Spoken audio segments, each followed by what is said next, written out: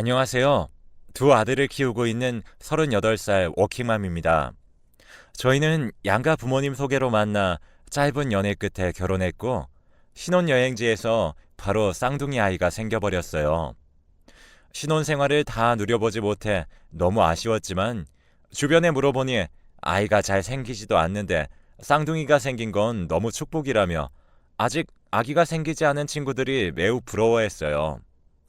저 역시 제대로 시작도 못한 둘만의 신혼생활이 아쉽긴 했지만, 크게 노력하지 않고 아이들이 생긴 것을 고마워했고, 네 명이 꾸려나갈 단란한 가정을 꿈꾸며 출산일을 기다렸답니다. 친정엄마는 초산인데다가 쌍둥이라 배가 불러올수록 걱정이 많으셨고, 저 역시 출산일이 다가올수록 기쁘기도 하고 무섭기도 하더라고요. 출산일이 다가올수록 제가 불안해하니 남편은 걱정이 많냐면서 제 기분을 맞춰주기 위해 노력했죠. 막달이 될수록 아이들을 만날 설렘과 두려운 감정이 뒤섞였고, 그 마음을 뱃속에서 알아챘는지 예정일이 일주일이 지났음에도 전혀 나올 기미가 느껴지지 않았어요. 주말에 남편과 함께 찾아간 산부인과에서는 제 상태를 살펴본 후 유도분만으로 진행을 해봐야 될 것 같다고 하더라고요. 제가 유도분만을 왜 해야 하는지 여쭤보니, 예정일이 많이 지나진 않았지만 아이들이 많이 커서 이러다가는 아이들도 저도 잘못될 수 있다고 얘기를 하셨어요. 저희 부부는 그 소리에 놀라 바로 유도분만을 시도했고, 정말 이러다 죽을 것 같다는 생각이 들 정도로 아픈 시간이 지났고, 두 아들이 세상에 첫 발을 내딛게 되었습니다. 의사 선생님은 아이들의 태출을 남편에게 자르라며 권했고, 남편은 벌벌 떨리는 손으로 저와 아이들의 연결고리를 잘랐어요. 정신없는 와중에도 그 모습이 너무 인상 깊어서 두 눈에 눈물이 줄줄 흐르더라고요. 그렇게 저희 부부는 결혼한 지 1년 만에 부모가 되었답니다. 조리원 생활을 끝내고 집에 오니 본격적으로 육아 전쟁이 시작되었어요. 서툰 부부가 부모 역할까지 해야 하니 퇴근하고 온 남편은 쉬지도 못하고 저를 도와야 했고, 전 24시간 대기하며 아이들을 케어하느라 서로 얼굴 볼 시간도 없었습니다. 큰애는 등에 센서라도 달아놨는지 밤 12시 전에 침대에 내려놓으면 엄청나게 울어댔고, 그 소리에 잘 자고 있던 둘째까지 덩달아 깨어서 화음을 넣으며 울어버리니 집이 지옥 같았어요. 전 너무 힘들어서 친정엄마에게 도움을 요청했고, 모든 일을 뒤로 미루고 저를 위해 달려와 주셨어요. 엄마는 저희를 오랜 시간 키워오신 베테랑이라 아이가 뭐가 필요한지 단번에 알아채셨고, 아이들도 저도 엄마 덕에 삶이 조금 편안해졌죠. 엄마는 퇴근하고 온 사위가 안쓰러웠는지 당분간 아이들은 둘이서 돌볼 테니 신경 쓰지 말고 사회생활 하라고 하셨고, 남편은 안 된다고 하면서도 은근히 좋아하더라고요. 이후 남편은 저 때문에 참여하지 못했던 일이 많았다며 늦은 시간까지 야근하는 날이 잦아졌어요. 야근을 해서 늦는 것은 어쩔 수 없다지만 남편은 일주일 내내 늦은 밤에 들어와 잠을 자기 바쁘더라고요. 특히 매주 금요일과 토요일은 회사 회식이 잦았고, 회식이 없는 날에는 바이어를 대접해야 한다면서 매번 술에 취해 새벽에 들어왔어요. 저 역시 아이들을 낳기 전엔 일했지만 남편이 영업직도 아니고 회사 일을 핑계 삼아 매주 늦게 들어오는 남편이 이해되지 않았어요. 전 너무 화가 나서 남편에게 한마디 할까 생각했지만, 육아도 힘든데 이런 문제로 신랑이랑 싸우는 것이 싫어서 관뒀죠. 대신 답답한 마음을 엄마에게 모두 털어놨더니 엄마는 제 얘기를 다 들으시고, 최서방이 자식들까지 태어나니 회사 일을 더 열심히 하나 보네 라고 하시며, 아이도 태어나고 부양해야 하는 가족이 생기면 남자들은 안정적인 가정을 꾸리고 싶은 욕구가 늘게 되어 있어. 너도 알겠지만 최서방이 요즘 남자들 같지 않게 얼마나 얌전하고 반듯하니? 네가 애 키우느라 답답하고 지친 건 알지만 최서방의 마음도 들여다 봐줘라 라고 하셨습니다. 한숨은 나왔지만 엄마의 얘기가 맞는 것 같아 마음을 다잡았어요. 엄마는 이후 남편에게 시간 여유가 있을 때 장을 같이 봐야 할 것 같다며 따로 신랑을 불러내셨고 둘이 무슨 얘기를 했는지 일주일 내내 늦은 시간에 들어오던 남편은 퇴근 시간에 맞춰서 집에 바로 오는 횟수가 늘었죠. 일주일에 3일 정도는 일찍 퇴근해서 아이들 얼굴도 봐주고 조금이나마 아이들을 함께 보살피기 위해 노력해주는 모습을 보니 일도 힘들 텐데 절 위해 노력해주는 남편이 예뻐 보이더라고요. 그렇게 6개월이라는 시간이 빠르게 지나갔어요. 아이들이 5개월이 되자 아이들을 따로 재우는 훈련에 돌입했고 처음에 미친 듯이 울던 애들도 이내 포기했는지 일정 시간이 되면 포기하고 잠을 자더라고요. 그렇게 노력하니 7개월 차에 아이들의 수면 훈련에 성공했고 드디어 안방에서 남편과 단둘이 잘 수 있게 되었어요. 아이를 키우면서 그동안 손 한 번 제대로 잡을 수 없었는데 드디어 둘만의 시간이 생기니 마음이 설렜어요. 그런데 남편은 피식 웃으며 피곤하다며 그대로 자버렸어요. 다음날 아무렇지 않게 신랑은 출근했고 그래서 엄마한테 아이들을 부탁하고 20년 지기 친구에게 점심을 먹자며 불러냈고 오랜만에 자매같이 지내던 친구와 오붓하게 밥을 먹으니 아이들이 신경 쓰이긴 했지만 처녀 시절로 돌아온 것 같아 기분이 좋았죠. 그 친구는 20대 후반에 결혼한 인생 선배이기도 해서 어제 남편과의 일을 솔직하게 털어냈어요. 친구는 네가 밀어내는 건 당연하고 남편이 밀어내니 섭섭하다고? 라고 하면서 제가 엄청 이기적인 사람이라고 하더라고요. 아무리 육아가 힘들어도 남편을 먼저 챙길 줄 알아야 된다는 친구 얘기에 그동안 제가 신랑에게 너무 소홀했구나 싶어졌습니다. 그러면서 지금 당장 관계가 좋아져야겠다는 생각에 무언가를 섣부르게 하려 들지 말고 남편에게 사랑을 확신시켜 주라고 했어요. 친구의 조언을 받은 그날부터 저는 남편이 좋아하는 음식을 차려주고 남편과의 대화 시간을 늘려가며 다시 친해지기 위해 최선을 다했습니다. 달라진 저의 모습에 신랑은 엄청나게 어색해하더니 꾸준히 노력하니까 그 모습이 예뻐 보였는지 마음을 조금 열더라고요. 남편은 기분이 좋아졌는지 저와의 시간을 늘려주었고 저 역시 관계의 변화가 생겨 못다 이룬 신혼의 달콤함을 찾는 것 같아 좋았습니다. 그렇게 관계가 달콤해진다 생각이 들 때 남편은 제게 의논할 것이 있다며 맥주 한 캔을 제게 건네며 자리에 앉더군요. 신랑은 팀을 이루어 함께 움직이는 업무를 주로 하는데 작년보다 회사 실적이 조금 떨어졌다며 앞으로 팀워크 향상을 위해 일요일마다 각 팀이 모여 시간을 보내기로 했다는 겁니다.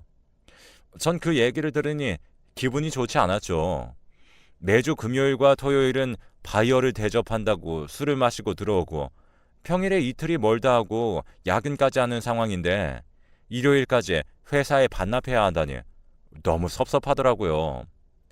그런 제 표정을 읽었는지 신랑은 바이어들과 만나는 시간을 팀원 하나와 나누겠다고 저를 위로해 주었고 전 납득은 되지 않았지만 회사의 결정이니 그 얘기를 따르기로 했어요.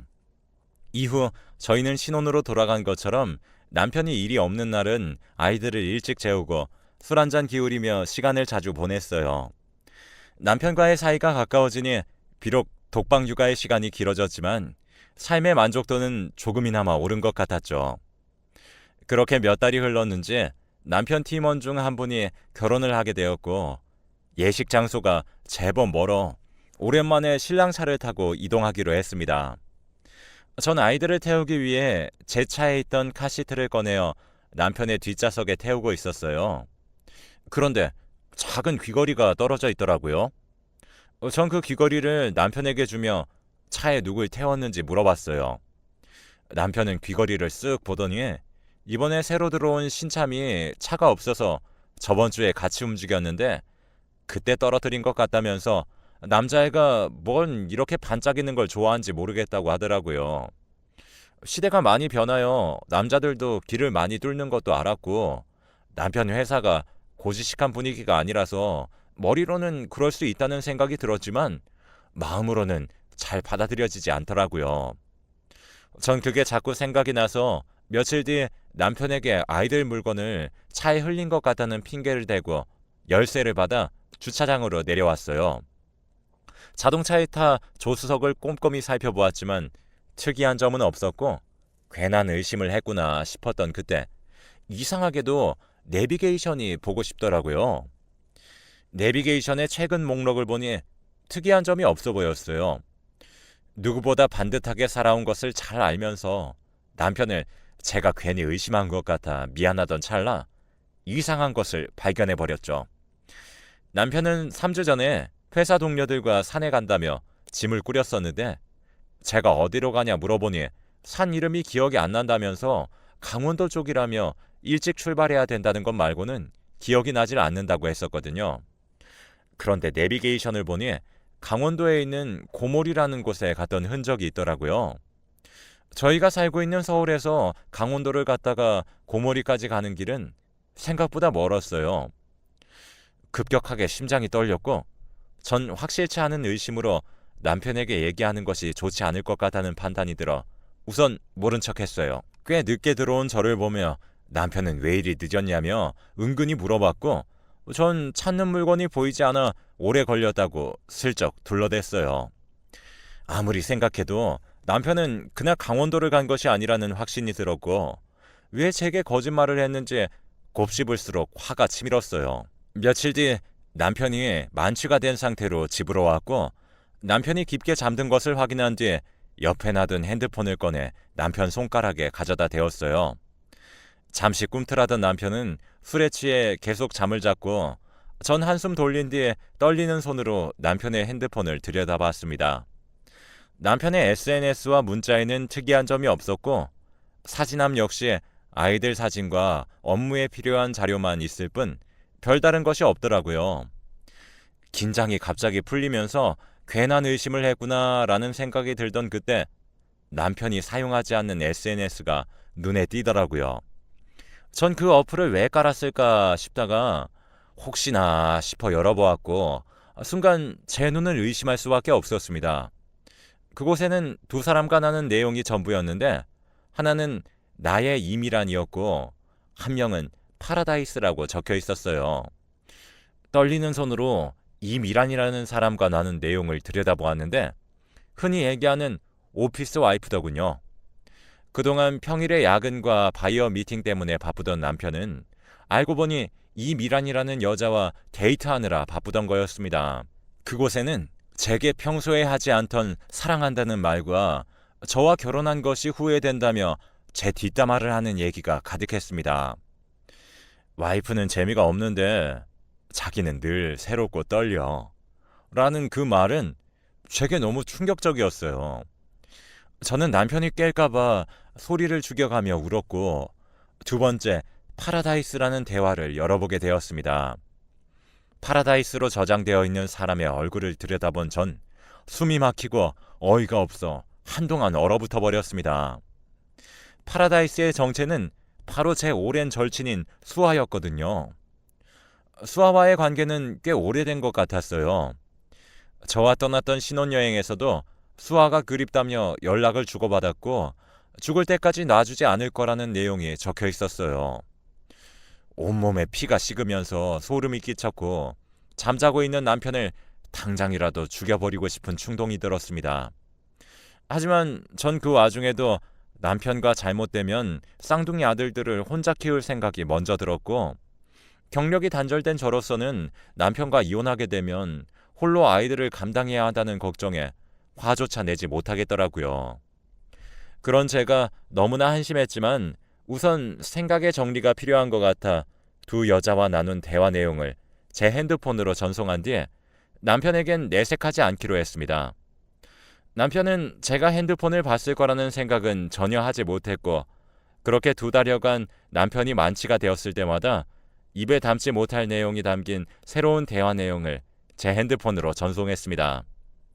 전 아무리 생각해도 남편과 살아갈 용기가 없었고 누구에게 도움을 요청할지 고민이 앞서더라고요. 엄마에겐 차마 얘기할 용기가 나지 않았고 고민 끝에 한 가지 계획을 세웠죠.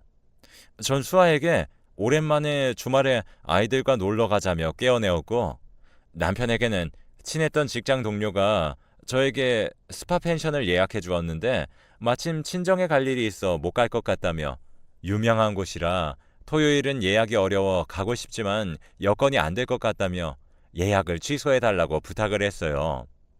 남편은 시큰둥해하면서 알겠다고 일요일이라 친정에 같이 가주지 못한다며 제게 미안하다고 하더군요.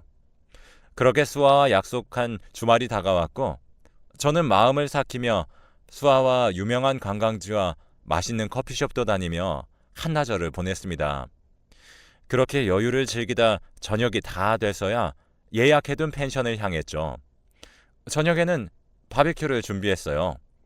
제가 예약해둔 펜션은 개인 바비큐가 되지 않아 다 같이 모여서 먹어야 했고 저는 미리 나가서 여유롭게 먹자며 미리 수아를 데리고 나갔어요. 소주를 기울이며 마음속으로 칼을 갈고 있던 그때였습니다. 한 여성이 아주 익숙한 남자랑 꽁냥거리면서 바베큐장을 향해 들어오더라고요. 술을 마시던 수아는 그 모습을 보고 얼어버렸고 수아와 눈이 마주친 남자는 이내 절 보더니 그 자리에서 굳어버렸습니다. 이상함을 느낀 여자는 절 보더니 뒷걸음질 쳤고 저는 묘한 웃음이 새어나오는 걸 멈출 수 없었답니다. 남편은 버벅댔고 전 수아와 그 여자를 보며 말을 이어나갔어요. 저 남자가 가지고 싶었으면 둘 다 말을 하지 그랬어. 난 저런 불량품 안 가질 거거든. 둘이서 한 남자 잘 공유해가면서 살아. 아, 참, 수아야, 그거 아니? 네가 내 남편이랑 나눈 대화 내용 내가 네 남편한테 보냈어. 아마 10분 내로 여기 도착할 거야. 이건 내가 주는 선물이야. 그리고 이제 우리 마주치지 말자. 제 얘기에 수아는 길길이 날뛰었고 모든 것이 오해라며 제 손목을 잡는 남편을 뿌리친 뒤 그대로 시댁으로 향했어요. 그리고 시부모님께 모든 사실과 인쇄해둔 대화 내용을 보여드렸고 충격을 받은 시부모님은 제게 연신 사과를 하시더라고요. 이후 전 단합을 중시한다는 남편의 회사 사이트에 그동안 신랑과 불륜을 저지른 이미란이라는 사람을 고발했습니다. 이미란은 절 명예훼손으로 고발하겠다고 했고 저희 쌍둥이들을 걸고 협박 전화를 했고 신랑은 이렇게까지 해야겠냐며 제게 욕을 하더라고요. 그러면서 저랑 사는 순간이 얼마나 지루했는지 아냐며 살아주는 것만으로도 감사하게 생각해야 되는 것 아니냐며 자신의 등에 칼을 꽂냐고 이러고도 네가 잘 살 수 있을 거라고 생각하느냐며 화를 내더라고요. 한참을 화를 내던 남편은 애들이 무슨 잘못이 있겠냐며 자신이 잠시 생각에 짧았었다고 한 번만 기회를 달라고 태도를 바꾸더라고요. 저는 남편에게 너의 파라다이스가 지옥에서 기다리고 있을 거야 라고 친절하게 설명한 뒤 전화를 끊어버렸네요. 이후 남편과의 대화를 거부했고 모든 절차를 변호사에게 맡겼답니다. 가정을 등한시한 채 두 여자와 만나던 남편은 모든 것을 잃었고 전 아이들을 키우기 위해 워킹맘의 삶을 선택했습니다. 이런 일을 제가 겪을 수 있다는 생각을 해본 적이 전혀 없었고 늘 반듯해 보였던 남편의 불륜은 제게 큰 상처를 가져다 주었지만 그 상처는 저를 강한 여자로 성장시켜 주었으니까요. 앞으로 아이들에게 더 멋있는 엄마가 되기 위해 노력을 해보려고 합니다. 긴 글 읽어주셔서 감사합니다.